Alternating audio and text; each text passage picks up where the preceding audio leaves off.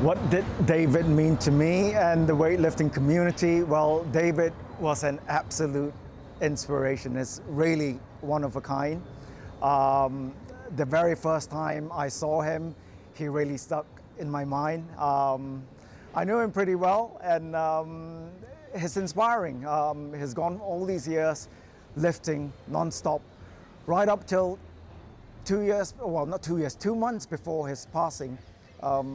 He was doing that deadlift charity thing and a competition. That's truly inspiring. And what's your fondest memory of David? Fondest memory, well, there isn't a single memory, but every time I see him lift is that David signature of yelling, yes, when he lifts the weight. So, you know what? That's David to me.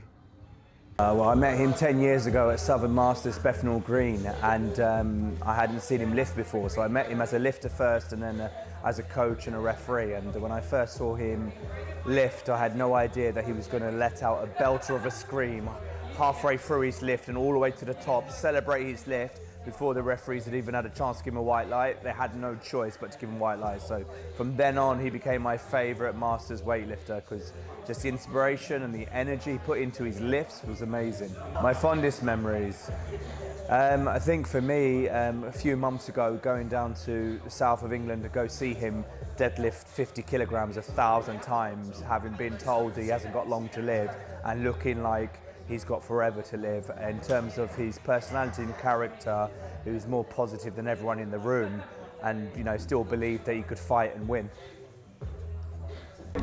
So my fondest memory, I've actually got two, would be the first time I saw him lift in Bangor. So I had no idea who he was, and it was my first TO experience, and Aaron was driving about 120 miles an hour down the motorway to get me to Bangor, because he was desperate for me to see David lift, and I had no idea what I was about to ref, and he came out and did his screaming yeah for his jerk, and I didn't actually show a yes, good lift, bad lift, because I was so distracted by the way he lifted and looking at Aaron like, what have I just seen?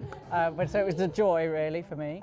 And the second one would be the very last time that I saw him lift, and for his last lift he walked off the platform and he said, well, I've won something. And I remember thinking, yeah, you won at life, because he was just such a lovely guy. It's very difficult. I mean, all of his lifting has always been very memorable.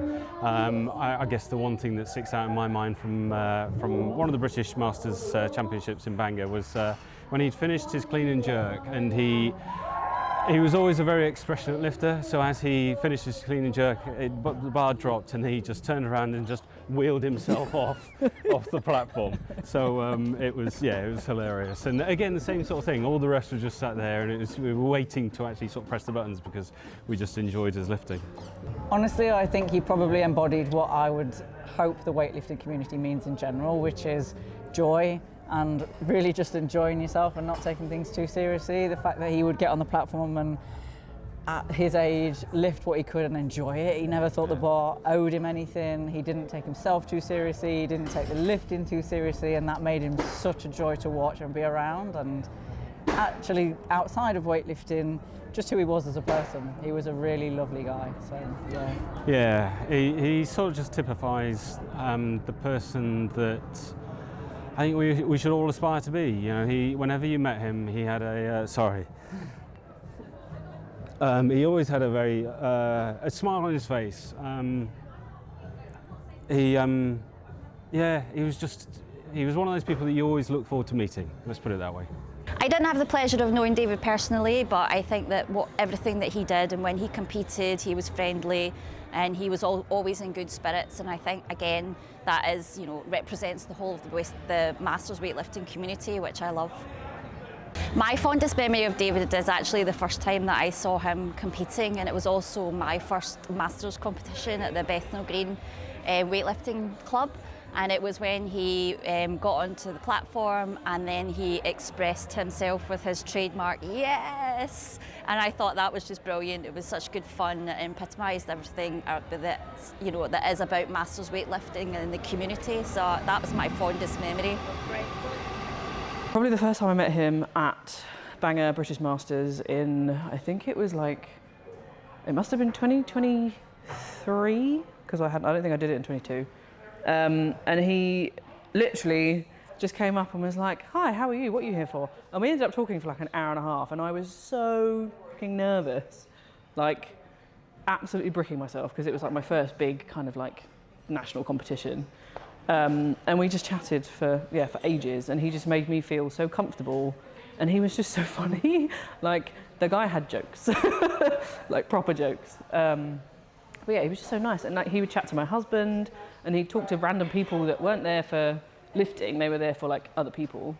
But yeah, he was just one of those characters that's just so nice to everybody. Like, there's not a nasty bone in his body.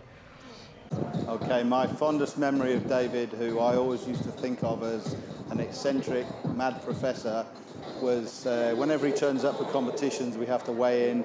I quite often have the job of weighing people in. Back in the day, you didn't have to weigh in your lifting suit, you could wear your underwear.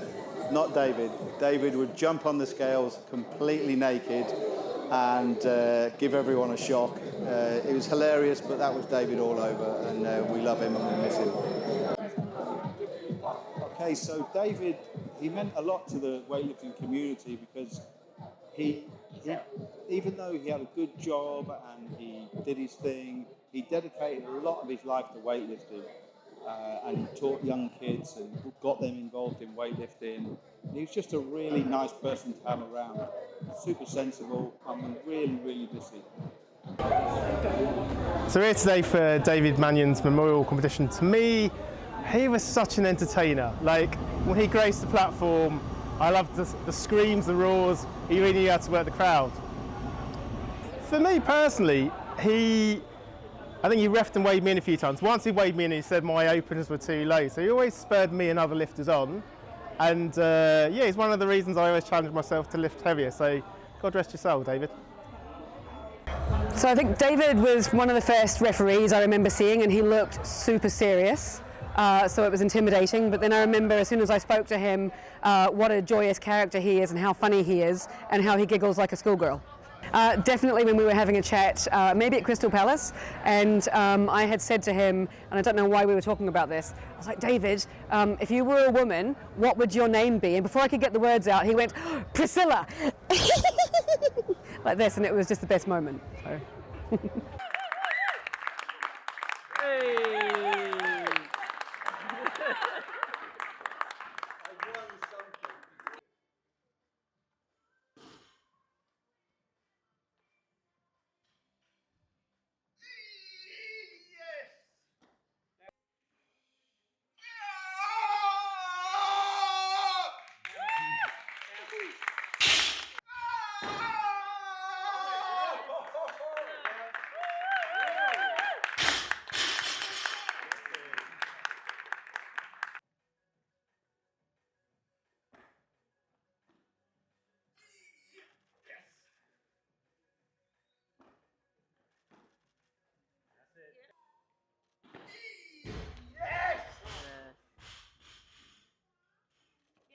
Go on.